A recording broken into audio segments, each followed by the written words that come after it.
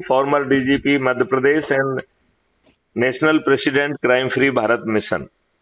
हाँ जी, बताइए बताइए गुप्ता जी, बताइए। कैसे हैं आप? बढ़िया बढ़िया, आपके संग चर्चा हुई थी। हाँ, आपके बारे में मुझे काफी बताया था केपी दुबे साहब ने, और उन्होंने बताया था कि आप बहुत अच्छा काम कर रहे हैं। आपने ह्यूमन राइट्स के ऊपर भी संगठन बनाया हुआ है, जिसमें 1 लाख के लगभग आपने लोगों को जोड़ा है। हाँ जी, हाँ जी, हाँ जी। तो मुझे थोड़ा सा अपने संगठन के बारे में बताइए थोड़ा सा। संगठन ये 2008 में स्टार्ट हुआ था हमारा जी। और इस वर्तमान समय में जो है इसमें 23 राज्यों में हमारा काम है। ओके। 305 जिलों में, 305 जिलों में। ओके। हाँ, 2 मुख्य है उद्देश्य। वैसे तो 29 प्रोजेक्ट चलते हैं हमारे, सेल्फ चलते हैं, तो गवर्नमेंट से ऐड नहीं, 16 साल मीडिया हम लोगों ने करी थी और सेल्फ चलता पूरा है। और इसमें जो है मुख्य 2 चीजें हमारे पास है। पहला तो है कि जो लोग जुड़े हमारे यहाँ उनको ह्यूमन राइट्स के बारे में जानकारी हो कि हमारे क्या अधिकार हैं और अधिकारों के साथ समाज के प्रति कर्तव्य क्या हमारे हैं, दोनों चीजों की जानकारी होनी चाहिए। इसके लिए हमारे यहाँ पर हर मंडे को रात में 9 से 10 एक ऑनलाइन ट्रेनिंग होती है मेंबर्स की हमारे यहाँ पर। बहुत सुंदर। हाँ, साथ में हर महीने के चौथे रविवार को विशेषज्ञ मीटिंग करवाते हैं हम लोग। फिर साइबर क्राइम, हाँ साइबर क्राइम पे मैं 2 बार यूपी पुलिस से मीटिंग करवा चुका हूँ। आपकी कई बार जैसे पुलिस होती है जो लोगों फर्जी मुकदमे लिख देती है, झूठे मुकदमे लिख देती है, उसमें क्या करें हम। तो आपके मध्य प्रदेश के रिटायर्ड डीएसपी उसके हैं, ग्वालियर के थे, मिस्टर निरंजन उपाध्याय। तो उनसे मीटिंग हुई थी इसकी। और इसके अलावा आपका जो SC/ST एक्ट है, इसका सदुपयोग दुरुपयोग दोनों इसके हैं। तो दोनों ही पहलू पर सदुपयोग कम, दुरुपयोग ज्यादा हो रहा है, ज्यादा है। हाँ, तो दोनों ही पहलू पे SC/ST कमीशन भारत सरकार के पूर्व डायरेक्टर हैं मिस्टर चंद्रहास, उनसे इसकी मीटिंग करवाई थी हमने। 2 बार उसकी मीटिंग हो चुकी है। तो इस तरह की मीटिंग, जैसे सिंगल यूज प्लास्टिक है तो वो हमारी संस्था में जो है राष्ट्रीय संसद भी हमारे हैं, वो डॉक्टर कृपाशंकर तिवारी, ये भी भोपाल के हैं। तो इनके द्वारा सिंगल यूज प्लास्टिक पे मीटिंग पूरी, क्या इसका जो सरकार ने एक्ट बनाया है, क्या इसका क्या नुकसान हम लोगों को, क्यों प्रयोग नहीं करना चाहिए, और प्रयोग करते हैं तो क्या दंडात्मक कार्रवाई इसमें हो सकती है। तो इस तरह की मीटिंग हर महीने के चौथे रविवार को एक हमारे यहाँ होती है। साथ में हर महीने में 2nd और 4th फ्राइडे को रात में 8 से 9 ओपन मीटिंग होती है। मतलब किसी को डाउट्स है, कुछ पूछना है, कोई क्वेश्चन है, वो ओपन पूछ सकता है उस समय है। ये तो हो गया एक ट्रेनिंग सेशन हो गया सबका। इसके बाद हम लोग का फिर है जन समूह हमारे यहाँ। जन समस्याओं पे काम बहुत बड़ा हमारा होता है, जिसमें हमारे ऑल इंडिया 498 शिकायत सेंटर है इस समय। 498। और इसमें हमारे यहाँ लगभग 7 से 8 हजार शिकायतें मंथली हमारे कार्यालय में आती हैं, जिनका more than 60% same month solution हमारे यहाँ होता है लमसम। और हर संडे जन सुनवाई हमारे सभी कार्यालयों में होती है। जिसकी किसी कोई समस्या है, कार्यालय आके समस्या डायरेक्ट दे सकता है हमारे यहाँ पर। तो आपने इसके लिए कार्यालय खोल के रखे हैं? हाँ, कार्यालय हमारे हैं। बहुत सुंदर, बहुत सुंदर। हाँ, कार्यालय काफी हमारे, मतलब हमने 498 शिकायत सेंटर खोल रखे हम लोगों ने। और प्लस हाँ, दिल्ली रजिस्टर्ड कार्यालय है हमारा, कानपुर में हमारा हेड ऑफिस कानपुर है, सेक्रेटरीट ऑफिस हमारा भोपाल है, लखनऊ में कार्यालय हमारा है, मतलब काफी गाजियाबाद में कार्यालय है। बहुत सुंदर, बहुत सुंदर। अब मैं आपको थोड़ा सा अपराध मुक्त भारत के बारे में बताएं तो आपने जो 15 साल की मेहनत की है उससे आप इस देश को बदल पाएंगे। मुझे आप जैसे लोगों की जरूरत है, और आप जैसे लोग जो है जो 15-20 साल से काम कर रहे हैं, ऐसे दूसरी संस्थाओं से भी आप परिचित होंगे।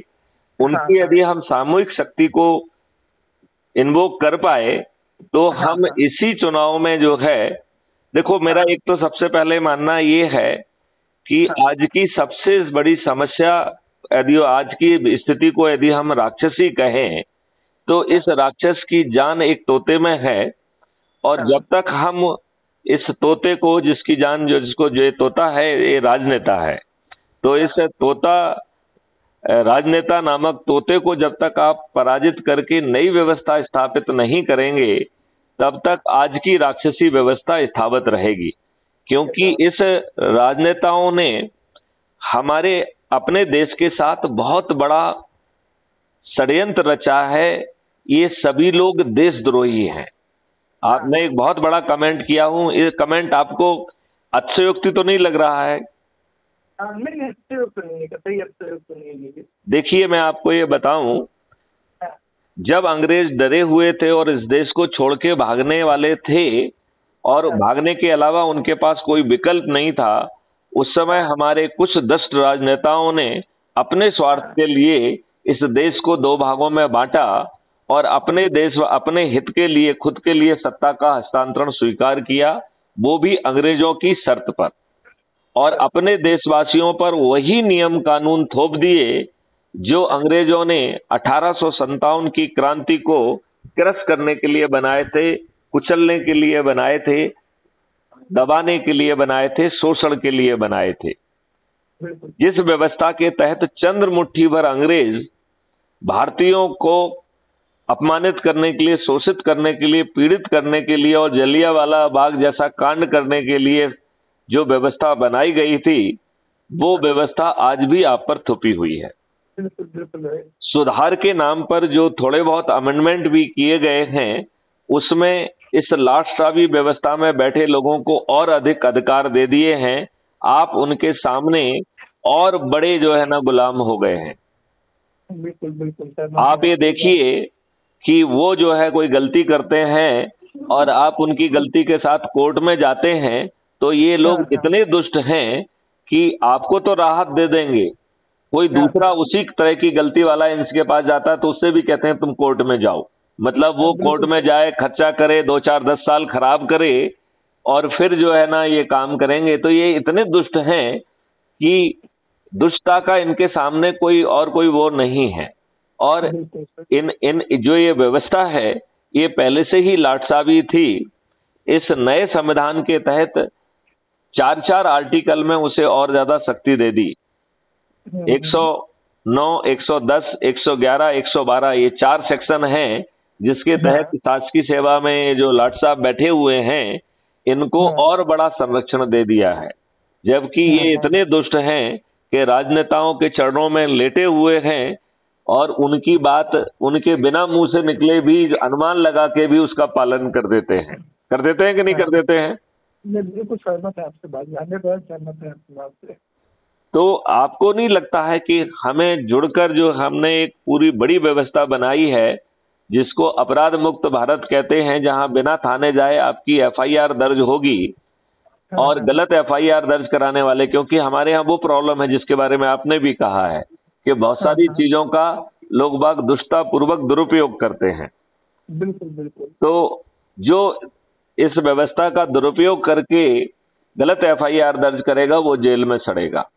15 दिन में ऐसे अकाट साक्ष्य इकट्ठे हो पाएंगे जो आज की पुलिस सोचने की स्थिति में नहीं है। वो अकाट साक्ष्य भी इकट्ठे हो पाएंगे और 15 दिन के अधिकतम समय में चालान पेश हो जाएगा। अभी आपको वर्षों जो है कोर्ट में भटकना पड़ता है। इस नई व्यवस्था के तहत वीडियो बेस्ड ट्रायल सिस्टम होगा, जिसमें जजेज और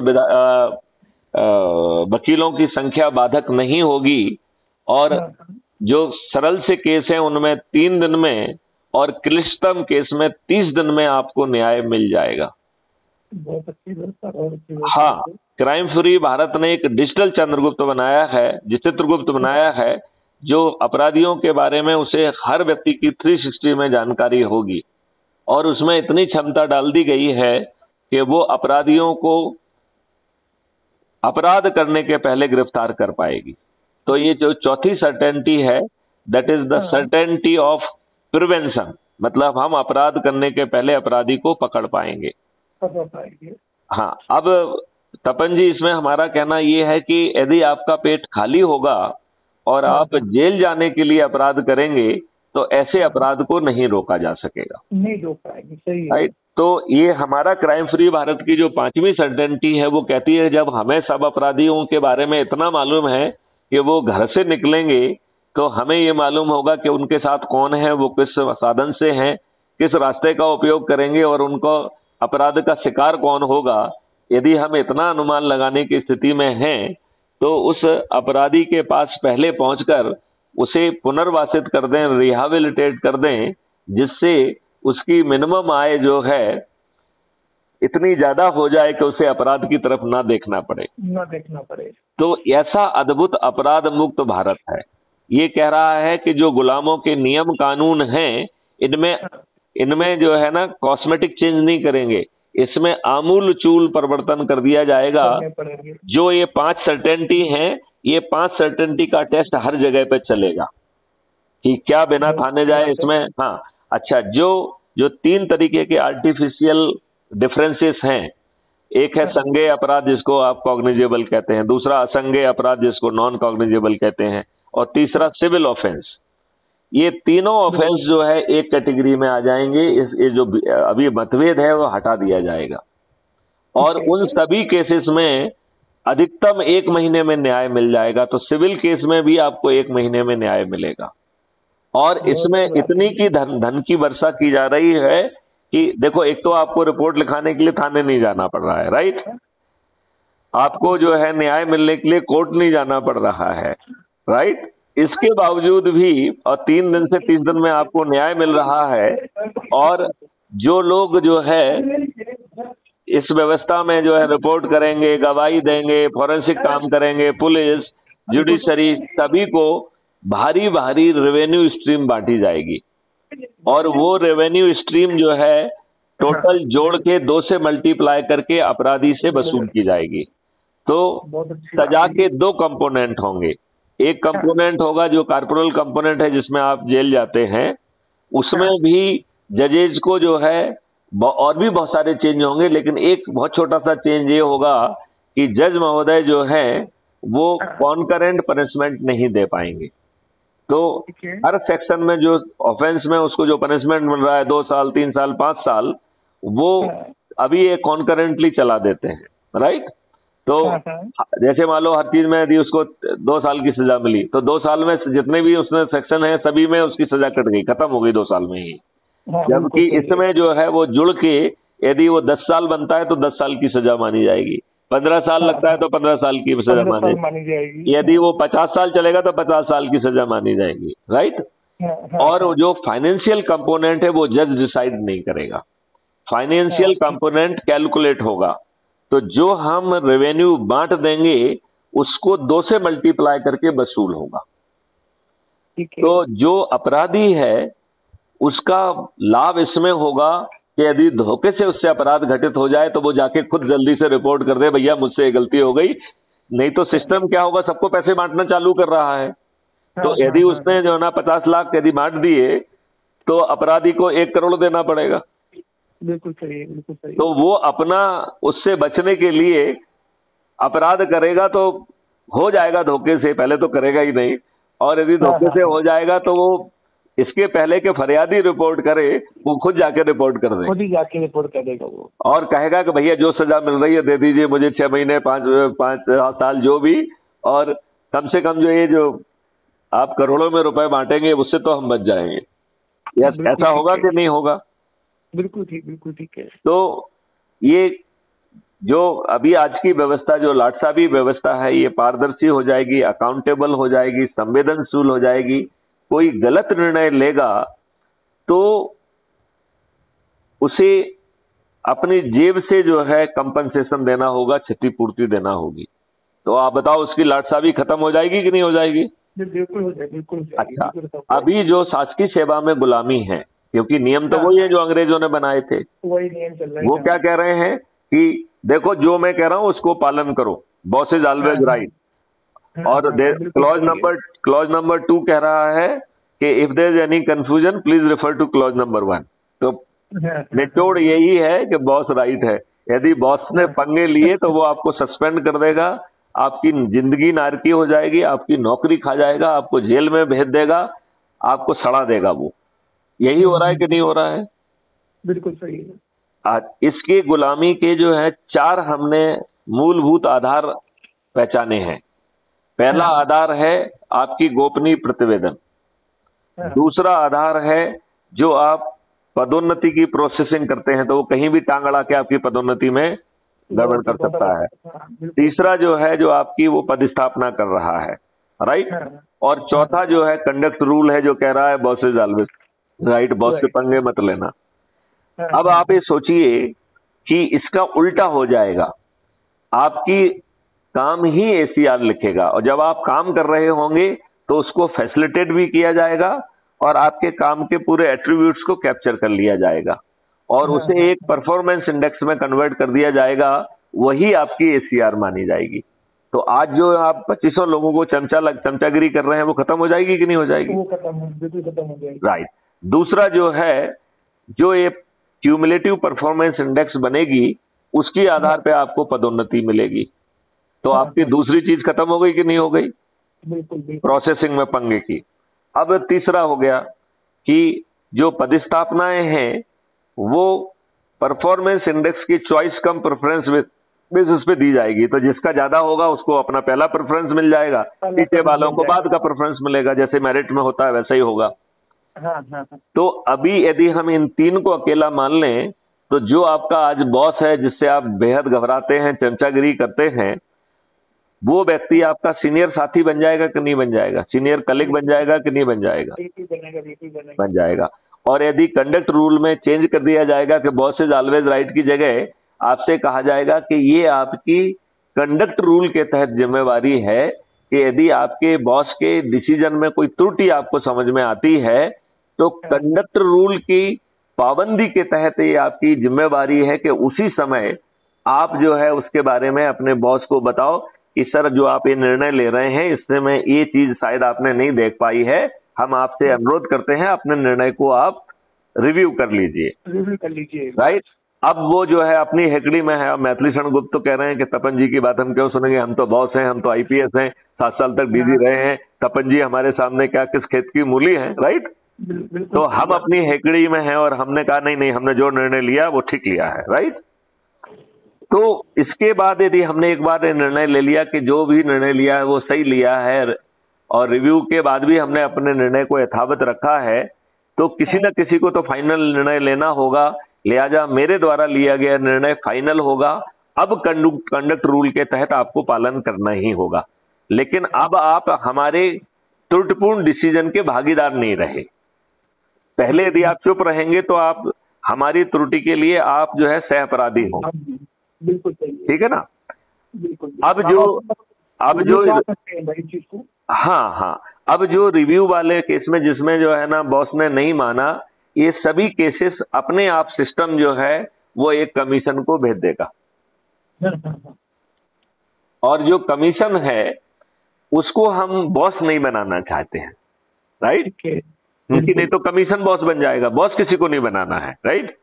तो जो ये जो कमीशन है, ये आपके जो भी रिव्यू के डिसीजंस आएंगे उनको एक घड़े में डालता जाएगा, जिसे हम पाप का घड़ा कहेंगे। ठीक है ना?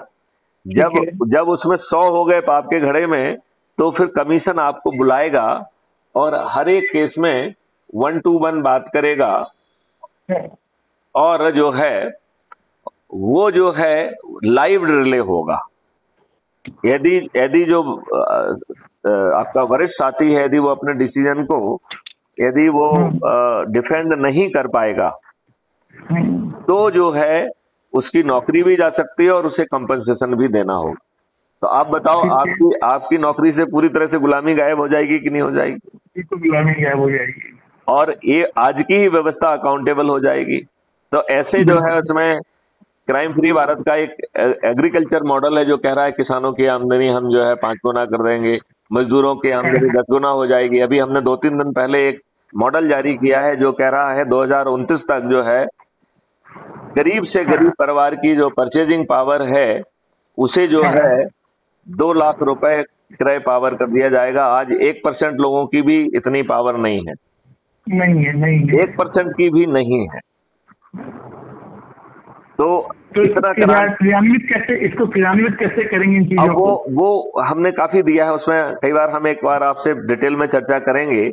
अभी हमारा सोच और चिंतन ये है कि हम आपको एक लिंक भेज रहे हैं, उससे आप क्राइम फ्री भारत मिशन को डाउनलोड कर लीजिए, नंबर 1। दूसरा जो है हम चाहते हैं कि आप यूट्यूब चैनल पर जाकर क्राइम फ्री भारत टाइप करेंगे तो उसमें 4000 से अधिक वीडियोज हैं जो बड़ी विस्तार से समझा रहे हैं कि ये जो महापरिवर्तन है कैसे लाएंगे। ठीक है। अब इसमें जो है ये मान लिया मैंने, आपने दोनों काम कर लिए और उनको देख लिया। अब हमें जो 2 मुख्य बड़ा काम करना है कि जो लोग हमसे ऑलरेडी जुड़े हुए हैं उनमें 2 तरीके के लोग हैं।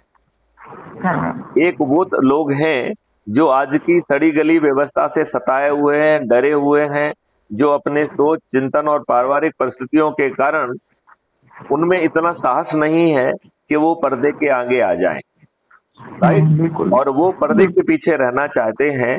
जो पर्दे के पीछे रहेगा उसको हम जो है क्राइम फ्री भारत का सदस्य कहेंगे। तो क्राइम फ्री भारत का सदस्य कोई चंद्रशेखर आजाद नहीं है, कोई सरदार भगत सिंह नहीं है।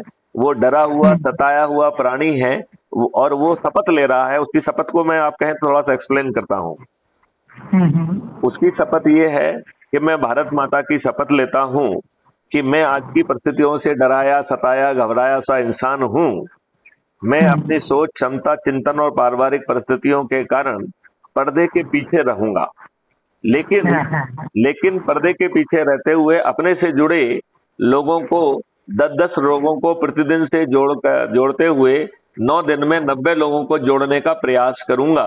और जिनको जोड़ूंगा उनको पूरी बातें समझाकर और जो अच्छे वीडियो मुझे लगेंगे उनको भेजकर उस पर चर्चा करके उन्हें ऊर्जाकृत, संकल्पित और शपथकृत करूंगा। ये है पहला हिस्सा। तो जो अब आपको जो है ना 1 लाख लोगों में देखना है कि सदस्य कौन बनेंगे, राइट। अब दूसरा जो है वो चंद्रगुप्त है, राइट। चंद्रगुप्त वो प्राणी है, वो कह रहा है कि कम व्हाट नॉट, मैं जो है चंद्रगुप्त बनूंगा। मैं जो है डरता नहीं हूं। मैं पर्दे के आगे जाऊंगा, लोगों के बीच में जाऊंगा, बड़े लोगों की भीड़ इकट्ठी नहीं करूंगा। 10-15 के लोगों को जो ना बैठूंगा उनके साथ में, और जो वीडियो हमारे आत्मा के ज्यादा नजदीक होंगे क्राइम फ्री भारत के, उनको साथ में बैठ के देखूंगा। एक रजिस्टर में नाम, पता और मोबाइल नंबर वगैरह लिखूंगा और वीडियो देखने के बाद चर्चा करूंगा कि उनके दिमाग में क्या प्रश्न है, ठीक है ना। उन प्रश्नों को हम नोट करेंगे, राइट। और ठीक है, उसकी फोटो लेके टेलीग्राम ऐप के माध्यम से अपने प्रेसिडेंट मैथिली शरण गुप्ता मतलब मेरे पास भेजेगा। और यदि मैं उस समय अवेलेबल हूंगा तो उनको एक लिंक भेजकर उनसे उसी समय लाइव जुड़ जाऊंगा। ठीक है। अन्यथा जो है मैं उनको लिंक भेजूंगा और दूसरा कोई समय दूंगा कि इस समय पे हम उनसे बात करेंगे, ठीक है ना। बट कोशिश करेंगे कि वो वहां ऑलरेडी पहुंचा है तो उसी समय उस ऊर्जा का उपयोग हो जाए, राइट। तो उनके प्रश्नों का जवाब भी देंगे, उनको एनर्जाइज करेंगे। और इसके बाद जो लोग बाग वहां पर हैं, जो है क्राइम फ्री भारत का सदस्य बनना चाहते हैं, जो डरे हुए प्राणी हैं, पर्दे के पीछे वाले हैं, उनको सदस्य शपथ दिलाएंगे। और जो चंद्रगुप्त बनने की क्षमता रखते हैं उन्हें चंद्रगुप्त का रजिस्ट्रेशन उनका करेंगे। चंद्रगुप्त जो है बेसिकली एक मेरिट, एक कंपटीशन है, राइट। अब जैसे मान लो मध्य प्रदेश की स्थिति में कहें तो यहाँ पर 230 विधायक हैं। कितने विधायक हैं? 230।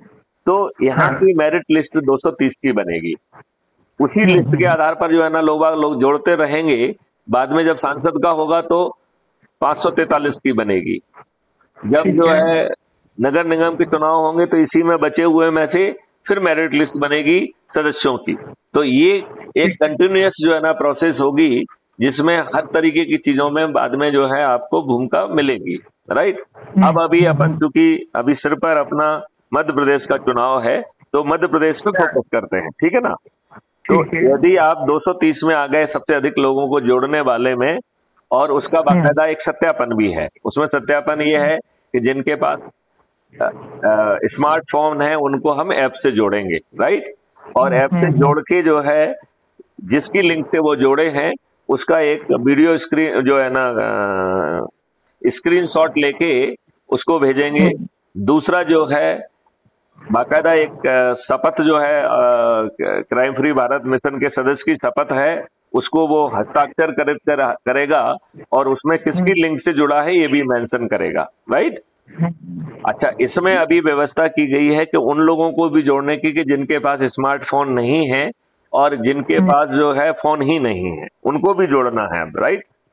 तो उस केस में जो है वो जो शपथ करता है वो लिखेगा कि मेरे पास मोबाइल नंबर नहीं है और आईडी इसलिए हो नहीं सकती है, तो वो वोटर आईडी या आधार कार्ड अपना लिखेगा और जिससे जुड़ा हुआ है उसका नाम, उसका जो है ना आइडेंटिटी कार्ड नंबर और उसका मोबाइल नंबर लिखेगा, राइट।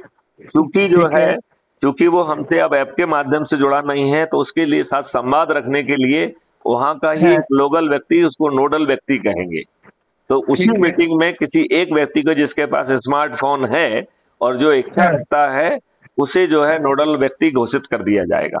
और फिर जो हाँ, हाँ। नोडल व्यक्ति है उसे भी अपना एक शपथ पत्र भरना है कि वो 7 दिन में एक बार उनके बीच में आएगा, उन्हें 7 दिन के दौरान जो भी राष्ट्रीय अध्यक्ष ने निर्देश दिए हैं उनके बारे में समझाएगा, और बाद में जो है उनकी फिर से जो है ना सदस्य शपथ का जो है वीडियो बनाएगा, और उसे इन तीनों चीजों को वो जो है हमको टेलीग्राम ऐप के माध्यम से भेज सकेगा। और ठीक है। टेलीग्राम ऐप में जो है 2 जीबी तक की फाइल जा सकती है, इसलिए टेलीग्राम ऐप को चुना गया है। सुना गया, हाँ बिल्कुल ठीक है। राइट। तो इस तरीके से हम बड़ी आसानी से, हमारा जो मैथमेटिकल मॉडल है वो कह रहा है यदि हम अपने सिर्फ सदस्य शपथ को पूरा कर लें, बल्कि सदस्य शपथ से भी 1/10 में भी हमारा काम बन रहा है। तो बन रहा है। 100 करोड़ लोगों में से 90 करोड़ को सिर्फ जुड़ जाना है, किसी को नहीं जोड़ना है, और महापरिवर्तन आपको मिल जाएगा। तो क्या कठिन है गुप्ता जी ये? नहीं नहीं, बिल्कुल कठिन नहीं है। राइट। 9 करोड़ लोग जो हैं उन्हें केवल 10 लोगों को जोड़ना है। तो हाँ, 10 लोगों में 4-5 अपने परिवार के हो गए, एक आध पड़ोसी होगा, एक आध मित्र हो गया, एक आध रिश्तेदार हो गया, तो 10 लोगों को जोड़ना क्या कठिन है? नहीं बिल्कुल नहीं कठिन है, आराम से तो कर सकते हैं। 9 करोड़ लोगों को केवल 10 लोगों को जोड़ना है, 90 करोड़ को किसी को नहीं जोड़ना है। आपका 99% काम हो गया, 99%। अच्छा, बिल्कुल अब ठीक है। आज यदि हमने ये काम चालू किया है और 9 दिन की शपथ है, ठीक है ना? तो इस पूरे मॉडल में देखिए, अभी इसको थोड़ा सा पहले समझाते हैं फॉरवर्ड, और फिर हम उसको तोड़ के समझाएंगे, ठीक है ना? अब आप ये देखिए, हम ये माने कि ये अभियान मैथिली शरण गुप्त जो है इन्होंने आज ही चालू किया, राइट? और ठीक है। तपन गुप्ता जी से बात की और 8 और लोगों से बात की, उन्हें एनर्जाइज किया, उन्हें जो है ना संकल्पित किया, शपथकृत किया। जो हम आपसे बात कर रहे हैं यही एनर्जाइजेशन है, और अलग से कोई एनर्जाइजेशन नहीं, राइट? बिल्कुल बिल्कुल। तो हम आज 10 हो जाएंगे कि नहीं हो जाएंगे रात तक? बिल्कुल 10 हो जाएंगे। ये 10 लोगों ने शपथ ली हुई है कि वो 10-10 को जोड़ेंगे अगले 9 दिन तक, राइट? तो दूसरे दिन हम 100 हो जाएंगे कि नहीं हो जाएंगे? बिल्कुल 100 हो जाएंगे। तीसरे दिन 1000, चौथे दिन 10,000, 5वें दिन 1 लाख, 6वें दिन जो है ना 10 लाख, 7वें दिन 1 करोड़, 8वें दिन 10 करोड़, और 9वें दिन 100 करोड़ हो गए। तो तपन जी, आप मुझसे कहेंगे कि साहब कैसी बातें करते हैं, आदमी जो है ना मैथमेटिक्स के मॉडल से तो नहीं चलता है, राइट? तो जो अभी मैं आपको समझा रहा था कि इसमें जो 9वें दिन जुड़ रहा है वो 10-10 को जोड़ के 90 करोड़ लोगों को जोड़ रहा है, और जो 90 करोड़ लोग जुड़ रहे हैं उनके पास कोई भी दिन नहीं बचा है, लिहाजा उन्हें किसी को नहीं जोड़ना है। तो 100 करोड़ में से 90 करोड़ लोग सिर्फ जुड़ जाएंगे तो ये जो है ना सफल हो जाएगा। और इसके लिए आपको महापरिवर्तित भारत मिल रहा है, जिसकी अभी अपन चर्चा कर रहे थे, ठीक है ना? ठीक है। अभी जो 8वें दिन 9 करोड़ लोग जुड़े थे, जो 10-10 को जोड़ रहे हैं, उन्हें केवल 10 लोगों को जोड़ना है, राइट? अब अपन मैथिली शरण गुप्त से ही प्रारंभ करते हैं। मैथिली शरण गुप्त एक व्यक्ति हैं जिनके पास पूरे 9 दिन अवेलेबल हैं। तो 10 लोगों को प्रतिदिन जोड़ना है, तो मैथिली शरण नामक एक व्यक्ति को ही 9 दिन में 90 लोगों को जोड़ना है, करेक्ट? बिल्कुल।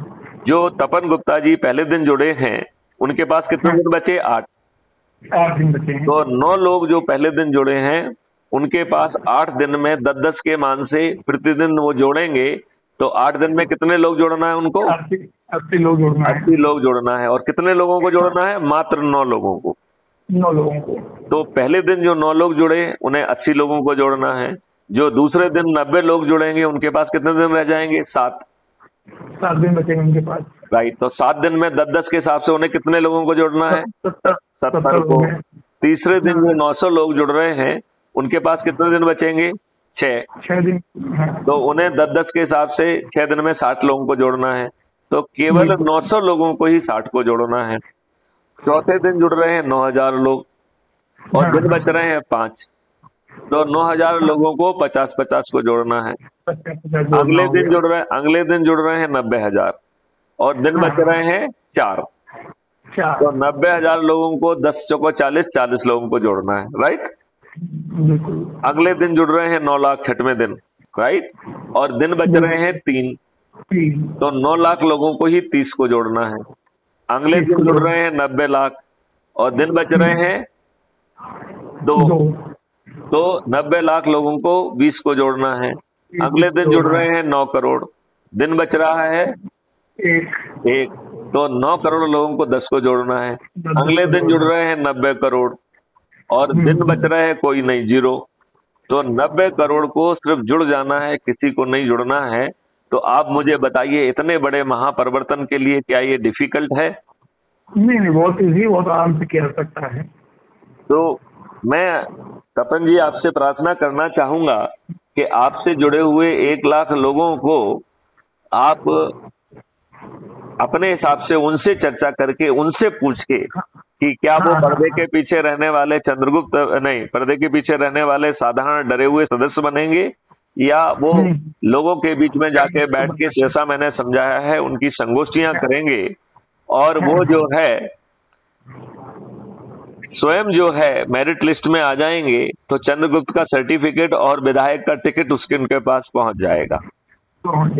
और जो लोग बाग हैं, वो सदस्य की हम जो शपथ समझा रहे थे, तो हमने पहले पार्ट समझाया था कि 10-10 लोगों को 9 दिन में जोड़कर 90 लोगों को जोड़ना है। ये पहला पार्ट है, राइट। सदस्य का दूसरा पार्ट है, वो कह रहा है कि भैया हमने मैथिली शरण गुप्त जी से बात की, डीजे साहब, और हमने किसी दूसरों को बताया कि ऐसी ऐसी बात हुई, तो उन्होंने कहा छोड़ो, कहाँ चक्कर में फंसे हुए हो, इतने सारे डीजी आए, रिटायर हो गए, आज तक तो किसी ने कुछ कर नहीं पाया, आप कहाँ चक्कर में पड़े हुए हैं, राइट। तो वो कह रहा है कि भैया चारों तरफ इतनी निराशा, बेबसी, हताशा है हमें, तो मैं भारत माता की शपथ लेता हूं कि मैं crime free Bharat YouTube channel पर जाकर उसे सब्सक्राइब करूंगा और प्रतिदिन एक वीडियो देखकर अपनी हताशा, निराशा, बेबसी और डिप्रेशन को दूर करूंगा और अपनी ऊर्जा को उत्तरोत्तर बढ़ाकर डेडिकेशन और कमिटमेंट को बढ़ाऊंगा। तो शपथ का ये हिस्सा आदमी को अंदर से स्ट्रांग कर रहा है, ठीक है ना? स्ट्रांग, बिल्कुल बिल्कुल। अब शपथ का तीसरा हिस्सा है, वो कह रहा है मैं भारत माता की शपथ ले रहा हूं कि मैं अपनी परिस्थितियों के कारण तो मैं पर्दे के पीछे रह रहा हूं, लेकिन हमारे जो साथी चंद्रगुप्त की शपथ लेके, चंद्रगुप्त का रजिस्ट्रेशन करके, जो लगातार लोगों को जोड़कर मेरिट लिस्ट में आएंगे और जिसको भी हमारे क्षेत्र का चंद्रगुप्त घोषित किया जाएगा, मैं जो है छत पे चढ़ूंगा और छत नहीं होगा तो चबूतरे पे जाऊंगा और चबूतरा नहीं होगा तो दरवाजे पे खड़ा होकर थाली बजाऊंगा, दीपक जलाऊंगा और गगन वेदी उद्घोष करूंगा और अपने चंद्रगुप्त को विजयी बनाने के लिए जो है उद्घोष करूंगा और पोलिंग के दिन पोलिंग बूथ पर जाकर उनके सामने बटन भी दबाऊंगा।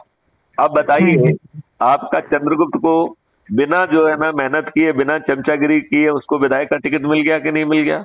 बिल्कुल मिल गया।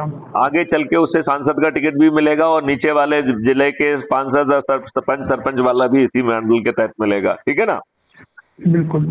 तो अब जो है उसमें जब उसके सभी सदस्य खुद छत पे चढ़ के जो है शपथ ले रहे हैं, तो उसे प्रचार करने की जरूरत है क्या? कतई नहीं। तो बिना प्रचार के जब बाकी लोग तो करोड़ों रुपए खर्च करेंगे, करोड़ों रुपए टिकट लेने में खर्च करेंगे, करोड़ों रुपए खर्च करेंगे अपने प्रचार में और करोड़ों रुपए की दारू, साड़ी और वो बांटेंगे, ये व्यक्ति बिना कुछ किए इन सभी राजनेताओं को पराजित कर देगा कि नहीं कर देगा? बिल्कुल कर देगा।